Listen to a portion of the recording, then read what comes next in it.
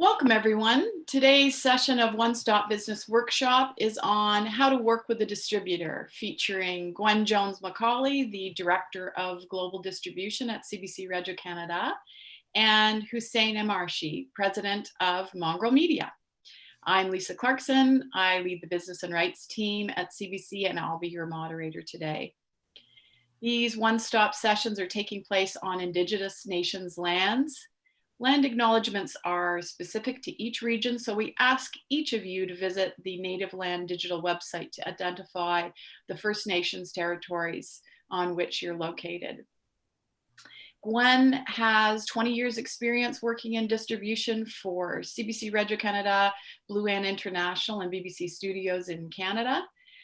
Hussain has been involved with feature film for over 30 years. He founded Mongrel Media, which is Canada's leading art house feature film distribution company, and has produced many feature films, including Deepa Mehta's most recent film, Funny Boy, and internationally acclaimed Maudie.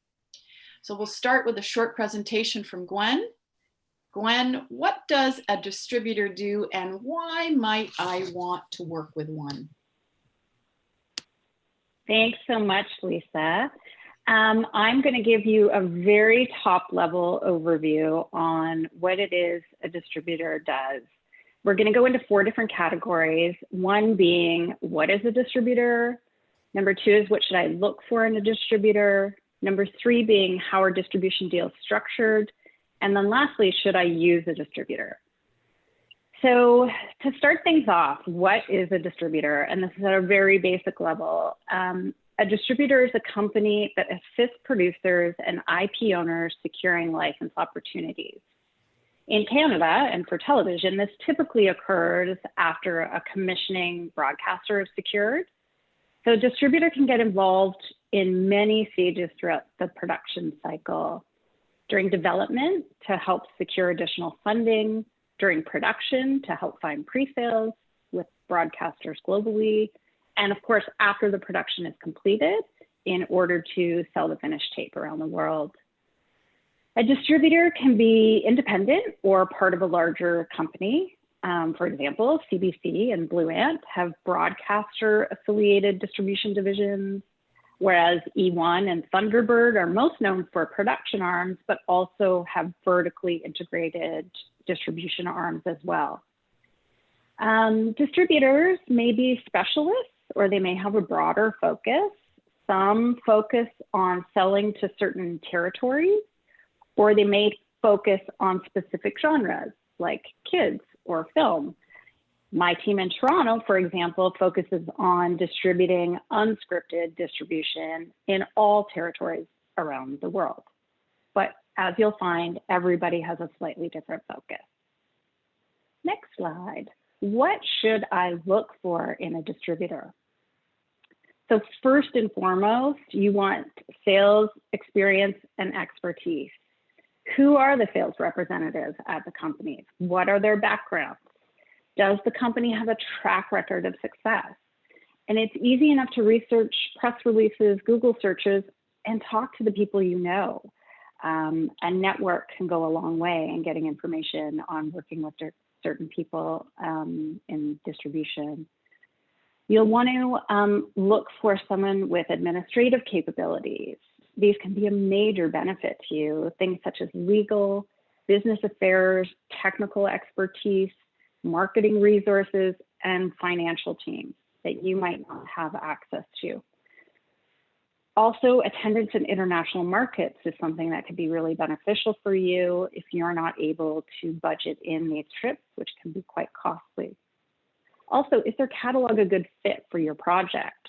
Does the distributor have other productions of a similar size and nature, similar genres, whether it be unscripted, scripted, film, kids, etc.? If it's a CMF equity participant, you have to ensure you're working with an eligible Canadian distributor. So we've got a link to the CMF recruitment guidelines on the last slide, which we'll make available to you at the end of this. Okay, next slide. So how are distribution deals structured? Now, keep in mind, this is very high level. There are obviously a lot of intricacies, but at the very basic level, the key elements are any upfront funding. Sometimes distributors can pay a distribution advance. You can't assume that they will pay that, but in some cases they can, which can help in your funding initially. Distribution fees are then negotiated. Distributors take a commission for brokering the sales, and these amounts do vary.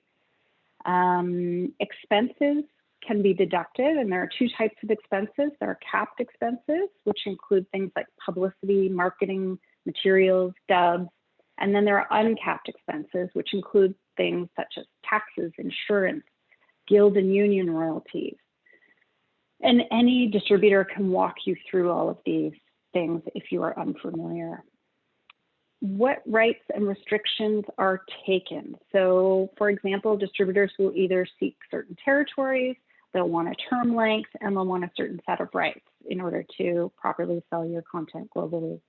If you want any carve-outs, for example, if you've done a pre-sale already or you have really good contacts in a certain part of the world, you need to make sure that those restrictions are clear up front.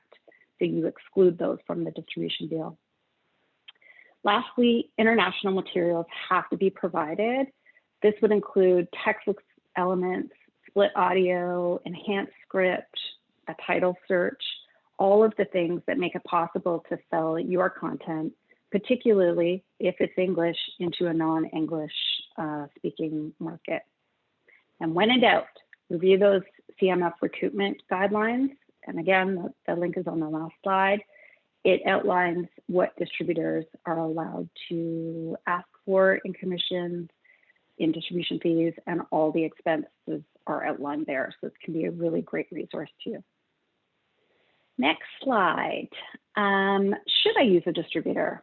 This is all based on you, but some of the things you might want to keep in mind.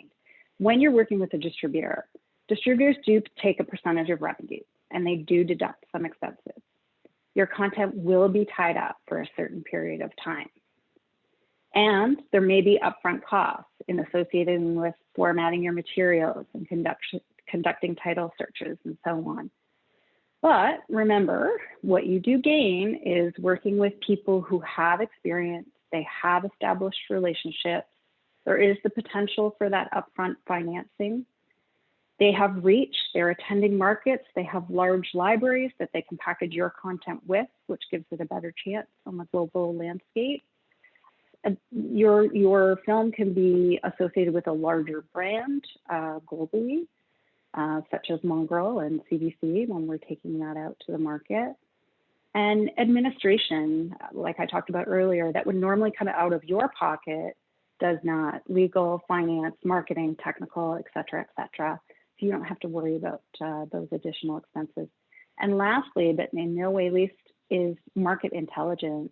Any distributor will give you a really good look of where your show's been pitched, who is screening it, and also they'll give you feedback about what's going on in the market. So you can then incorporate some of those things into a next project, which can then just enhance your commercial potential.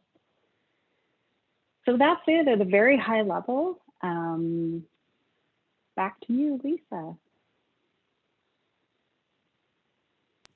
Thanks, Gwen. I'm going to bring Hussain into the conversation.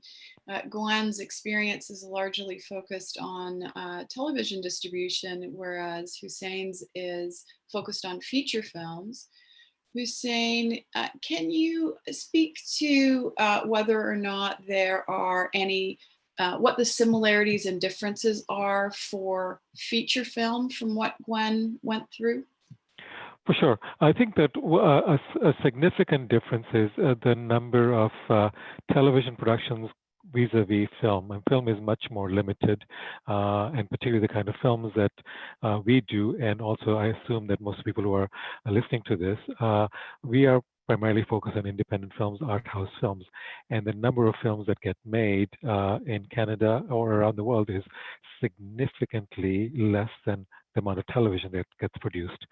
So the film world is somewhat different than the television world in that distribution in film is domestic distribution. When we're talking about distribution, it's a company like Mongrel, which would buy rights to films and then put them into cinemas, hold rights for all media.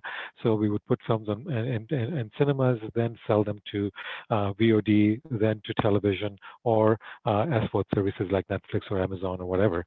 So that's one difference. And then what we have is another agency in between called the International Sales Agents, who generally buy rights to films for the world and then sell them to different territories, to different distributors in each territory. So that would be one significant difference. I think in terms of do you need a distributor in Canada? I mean, for people who are making their first films, generally you don't need a distributor at the stage when you're making the film, because as long as it is under a certain budget threshold, and right now, and if you're seeking Telefilm Canada's investment, which is a significant piece of any financing of any film, under $2.5 million budget, you don't need a distributor to trigger your Telefilm application. If you're over $2.5 million, then you do require a distributor attachment with a commitment to a minimum guarantee, which is an advance, and a marketing plan and all that stuff to go into a Telefilm for their equity financing. So. That just gives rise to another question, I think, Hussain. So let's say I'm an emerging creative producer. At what stage should I involve or approach a feature film distributor? And then I'm going to ask Gwen to answer the same question for a television distributor. Okay, so an emerging filmmaker, if you are a director, writer, I would say the first thing you need to do is get a producer attached to your project, ideally a producer with some amount of experience. Now, if you're a first-time producer, I would assume that you have done short films, commercials, or television episodes or something like that, because to start with making, a feature film as your first project is a bit of a long shot. There are people who have done it, but it's not something that generally goes very well, because a feature film is a bigger commitment, and there's a lot of financing involved, and you do want to have some track record before anybody will take you seriously. So that's number one. Now, when do you approach a distributor? Sorry, that was the question, right? When do you just approach a distributor? I would say, again, if it's a low budget film, I would not approach a distributor. I would go and make the film. And one way to get into the world is we do have, there's a whole layer of film festivals that would be the first stop I would make, and I would try to get into Toronto Film Festival, or if you are, if your film turns out to be exceptional, then you go for Cannes Film Festival or Sundance or whatever it is. I mean, all the major festivals that they have a whole application process. You apply with your film. If you get selected in any of these festivals, then your chances of getting a distribution picks up tremendously. So a film that premieres at Sundance or Cannes or Toronto will, as soon as the announcement comes out, you will get a ton of calls from sales agents, from distributors, trying to see if they could see the film before. And at that point, you do need to have a strategy. You do need to get a sales agent or somebody to guide you through the festivals, because that's where a lot of films get sold to distributors, both in Canada and around the world. So that would be my strategy. And I'd say on the television side, really as early as possible after you get a broadcast or some sort of green light, I think getting a distributor on board right as soon as you've got that green light can be valuable and save you a lot of money down the road. Distributors can provide, some valuable insight while you're still in production that can help you make that show more globally appealing without taking away the Canadianness of it at all. Sometimes there are subtle things that you can change that actually make your program more accessible to a global audience. And also creating that international version while you're still in production. I can't stress how important that is. We've worked with so many creators after the fact where the costs are sometimes double to go back and open all that up and create those split tracks, etc., or make it longer, because international versions, an hour globally is about 52 minutes, whereas domestically it hovers around 44 to 46. So that's a dramatic difference. So if you can do that all at the very early stages, I mean, that's one benefit to having a distributor on board earlier. I should remind the audience that you can send me any questions that you have for Gwen Hussain. My email address is on the invite you received. The next question that I have is about what's your advice on rights on the TV side for Gwen, on the feature film side for Hussain, in terms of territory? Do you typically expect that the Canadian rights are sold separately from the world rights, or are they generally sold together? So maybe I'll start with Hussain. You sort of addressed a little bit about how Mongrel works in the international landscape, but if you could just talk about what your advice is, Canadian versus international.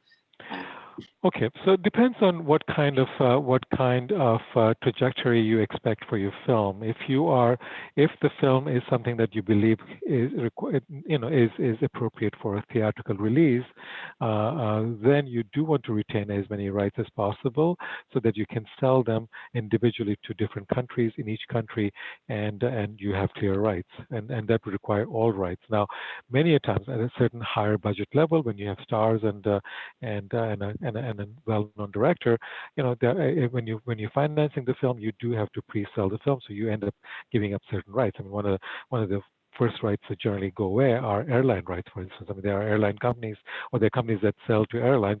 They would come in with an advance and get worldwide airline rights. So there are ways in which, when you're financing at a larger budget level, you do need to start sort of selling, certain specific rights. But if it's a low budget film, you want to retain as many rights as possible, because if your film turns out to be the Cinderella of that year and becomes the cause célèbre, then having all the rights will allow you to negotiate the right distribution deals in different territories. Now, in the current sort of situation with services like Netflix or Amazon or Hulu, I mean, Netflix, if you go to Netflix, they will want to buy worldwide rights.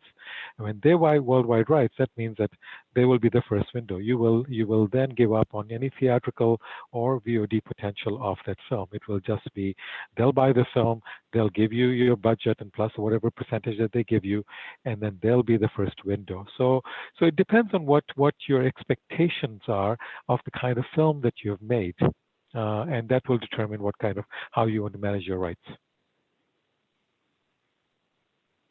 Yeah, I don't know. I was going to add that about Netflix as well. So same in the TV world. If Netflix comes in and becomes that first broadcaster, they will take global rights, and there's not a lot of opportunity there. So perhaps working with the distributor isn't even necessary at that point. However, if you are, through CBC, I have a unique perspective working through CBC. Most of my content does come from the shows that are airing on CBC. So those Canadian rights are already predetermined before it comes down the chain to me. So then we work with the producers directly to discuss the rest of world. Sometimes it's a co-production, and for example, if it's a CBC ZDF co-production, some of those rights will already be taken globally. We can work around that. It's not ideal, but we can work around these things. But, we really like to have as much access as we can. And also, I highly recommend only working with one distributor globally. It gets very confusing if you start breaking up too many territories and start working with too many people in different territories. You may think it's very cut and dry and very simple because it's territory driven, but it does get very messy. It's a very small world ultimately. So I think it's best, if you can, just to stick with one distribution partner. Thanks for that. We've had a question come in about digital content, specifically web series.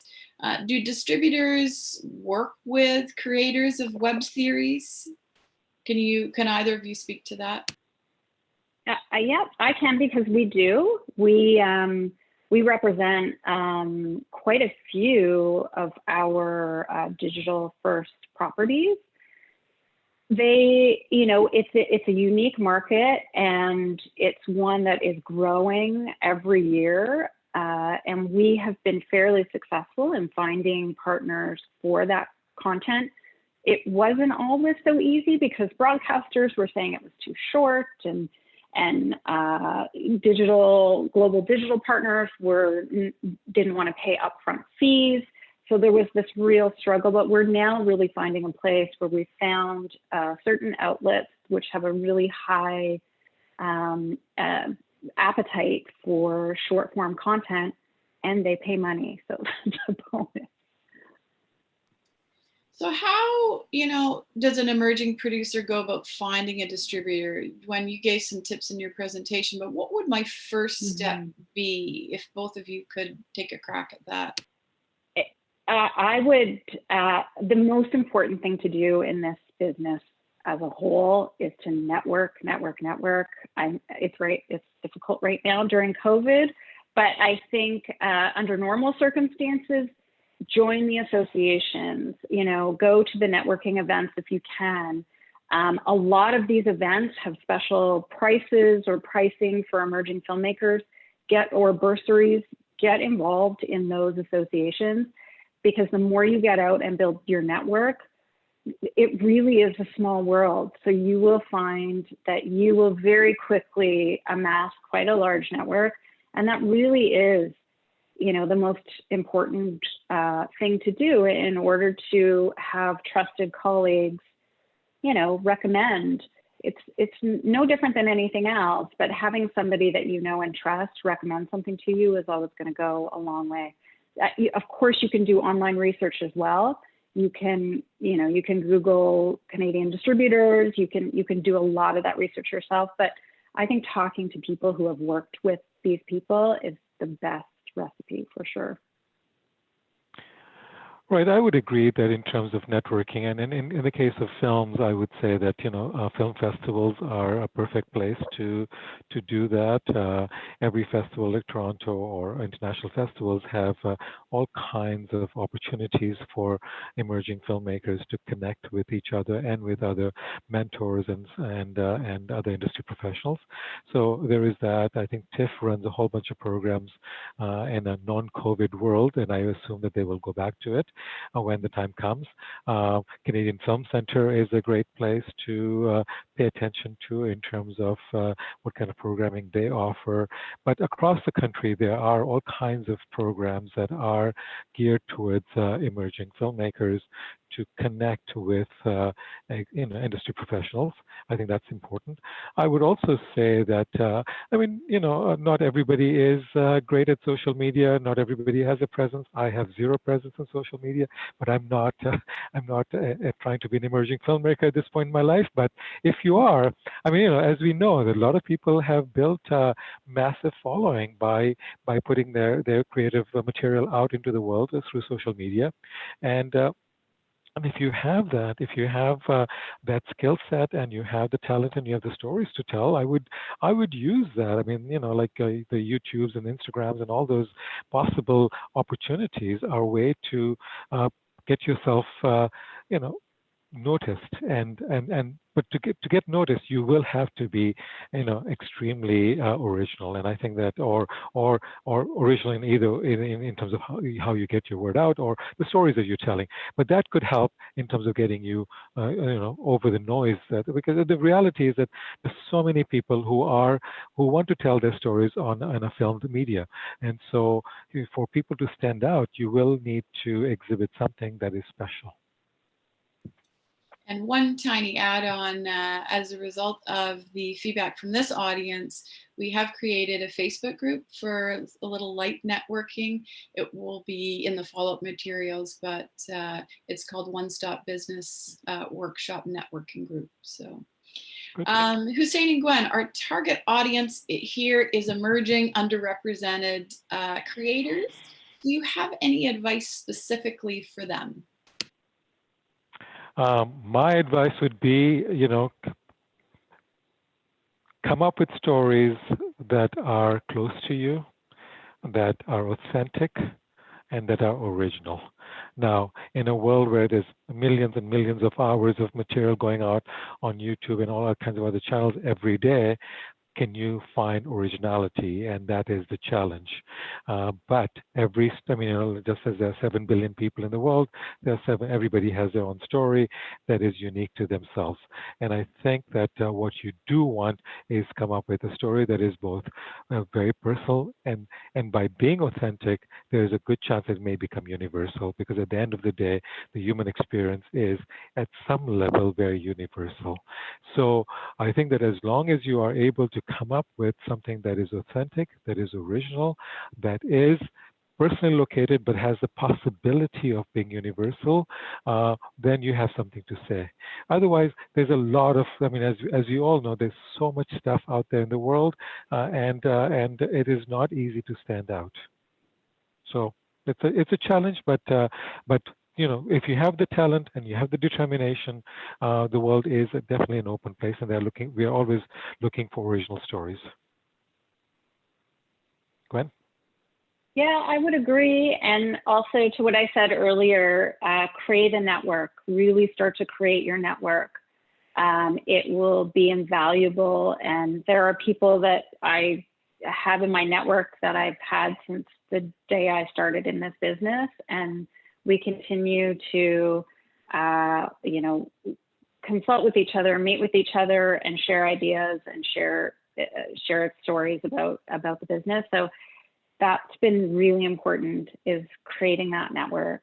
Even if it's not it doesn't come as natural. I'm not saying you have to do the life of every cocktail party, but just reaching out and having conversations, having coffee with people when you can, just really starting to create that network. It will go a long way. Here's an interesting question. So COVID-19's removed approximately 6 months of filming in Canada and North America and has pushed delivery dates.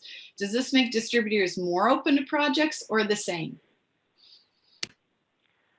From a film point of view, what this has meant is that there's 6 months, there'll be 6 months of no film going into cinemas. So when the cinemas open, there'll be a whole bunch of films that have been waiting to go into the cinemas. We don't know at this point what the cinema capacities will be, whether they'll be operating at 30%, 50%, or how much capacity they will have. That's number one. Number two is, will the audiences come back? There's a speculation, of course, that older audiences who tend to go to see art house films will likely stay away from cinemas till there is a vaccine. So that could be another 6 months or a year. So my sense is there'll be a lot of films waiting to go out into the world. So I don't know whether that necessarily improves the chances of more film getting made. But as I said, if you have something that is original, that is that's sensational, that's going to rock the world, then there'll always be room for those films. And I think conversely, with television, there really is a high demand for many, many broadcasters globally right now. If you have a show that you're sitting on that is already done, by all means, talk to a distributor, because I know there is a great need while there's this gap in production. All of our ready-made content is moving out the door really, really quickly. There's a big global appetite for it right now. So if you're sitting on something already done, I highly encourage you to reach out to a distributor and try to get that out there now. This may be the last question, but what's one question that you think that content creators should ask you, but they rarely do? I don't get asked enough for a full sales and marketing plan. We provide that. However, it's not something that people ask, and I really think they should. A distributor should tell you what they have planned for your film, so that you know that there is a special path for your film. Otherwise, a distributor can take it and put it in the catalog, and that's it. And you may get forgotten.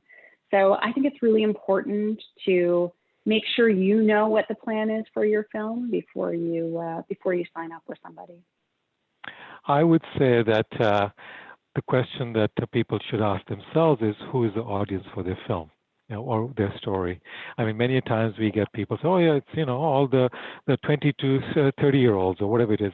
That's not viable. I think that one needs to know who you're making that film for, and ideally you need to have that audience in your mind so that the distributor can, the distributor's role is basically connecting your film to the audience, to its intended audience.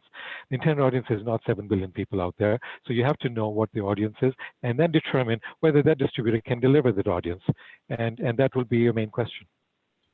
Fantastic. Well, I think that is our time. For the audience, we will try and answer the remainder of the questions on the follow-up doc, which is in the link that you'll get circulated afterwards. I want to thank Gwen and Hussain so much for sharing their expertise with us and with you. Next week is our last week of One Stop Business Workshop. Monday's session will address the question, how can you clear content in this COVID-addled virtual world? So thank you for joining us, and we'll see you hopefully again next week. Thank you, Lisa. Thank you.